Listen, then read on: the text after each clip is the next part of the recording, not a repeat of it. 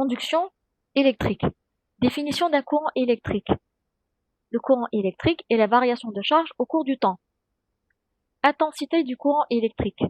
L'intensité du courant électrique correspond à la quantité de charge dQ divisée par unité de temps dt. I est égal à dQ sur dt. I est égal à la dérivée de la charge Q par rapport au temps. L'unité est ampère. Symbole A majuscule. Courant permanent.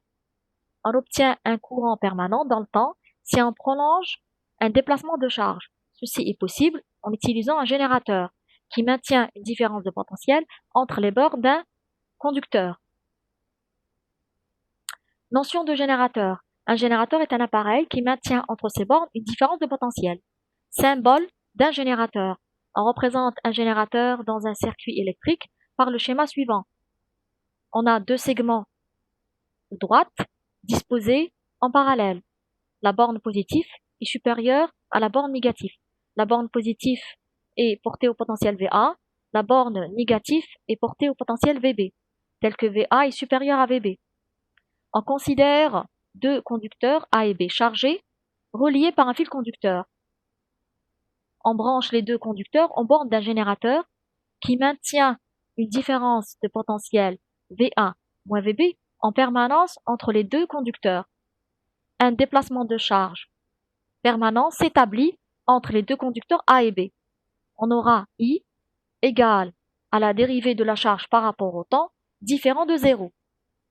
Régime stationnaire. Le régime stationnaire est donné par I est égal à la dérivée de la charge par rapport au temps et c'est égal à la quantité de charge divisée par le temps t. I est une constante. Remarque, le générateur ne crée pas de charge, il fait circuler les charges. Sens conventionnel du courant. Le courant électrique est interprété comme le résultat de déplacement de charge positif du pôle positif vers le pôle négatif à l'extérieur du générateur, du pôle négatif vers le pôle positif à l'intérieur du générateur. Loi d'Ohm et loi de Joule. Loi d'Ohm. On considère un barreau conducteur de forme cylindrique sous la représentation suivante. On a un barreau conducteur de forme cylindrique branché aux bornes d'un générateur qui maintient une différence de potentiel VA moins VB en permanence. Lorsqu'on applique un champ électrique E sur le conducteur, via le générateur, un mouvement d'entraînement de charge se produit et un courant électrique s'établit. Ce courant dépend du champ électrique E, donc dépend de la différence de potentiel V qui est égale à VA moins VB. On définit la résistance par R est égal à V sur I. L'unité est ohm. Symbole oméga. Remarque, la résistance est une grandeur positive. Symbole de la résistance. On représente la résistance dans un circuit électrique par les trois schémas suivants. Le premier schéma est la représentation américaine. Les deux schémas qui suivent sont la représentation européenne. Dans la résistance, le courant circule du potentiel le plus élevé vers le potentiel le moins élevé. On a VA supérieur à VB. Le courant circule de VA jusqu'à VB.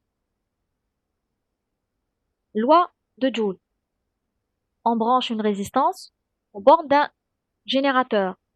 Le générateur maintient aux bornes de la résistance une différence de potentiel VA moins VB en permanence. On a l'intensité du courant I est égale à la dérivée de la charge par rapport au temps. I est égal à Q sur T. I est une constante. On retire Q est égal à I fois T. Trouvons l'expression de la différence de l'énergie potentielle. La différence de l'énergie potentielle de la charge Q entre A et B est égale à l'énergie potentielle au point B moins l'énergie potentielle au point A.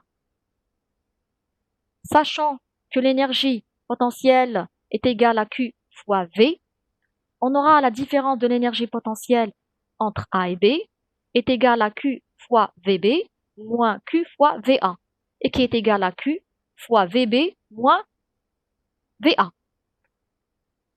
Trouvons l'expression du travail de la force électrique. Le travail de la force électrique qui agit sur la charge Q est égal moins la variation de l'énergie potentielle allant de A vers B.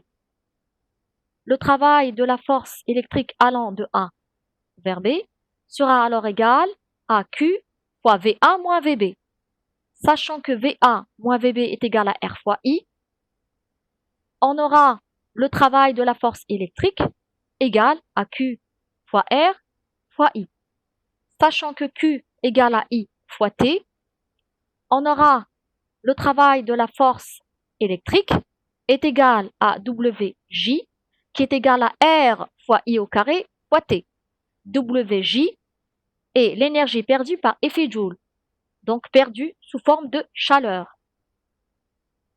Puissance dissipée. La puissance dissipée PJ est égale à l'énergie perdue par effet Joule sur la durée du temps.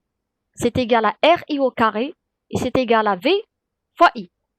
Pour un courant variable, on a la puissance dissipée par effet Joule est égale à la dérivée de l'énergie dissipée par effet Joule par rapport au temps. C'est égal à RI au carré. L'énergie dissipée par effet Joule est égale à l'intégrale de RI au carré dt. I est variable. Association de résistance. Association en série. On considère trois résistances, R1, R2, R3. Les trois résistances sont associées en série. Elles sont équivalentes à une seule résistance de valeur R équivalent. R équivalent est donné par l'expression suivante. R équivalent égale à R1 plus R2 plus R3. On aura donc R équivalent est égal à la somme des RI, tel que I varie de 1 jusqu'à N. Association en parallèle. On considère trois résistances associées en parallèle de valeurs R1, R2 et R3. Ceci est équivalent à une seule résistance de valeur R équivalent, tel que R équivalent est donné par l'expression suivante. 1 sur R équivalent est égal à 1 sur R1 plus 1 sur R2 plus 1 sur R3. Ceci donne que 1 sur R équivalent est égal à la somme de 1 sur RI, tel que I varie de 1 jusqu'à N. Ou sinon, R équivalent est égal à 1 sur la somme des 1 sur RI, tel que I varie de 1 jusqu'à N.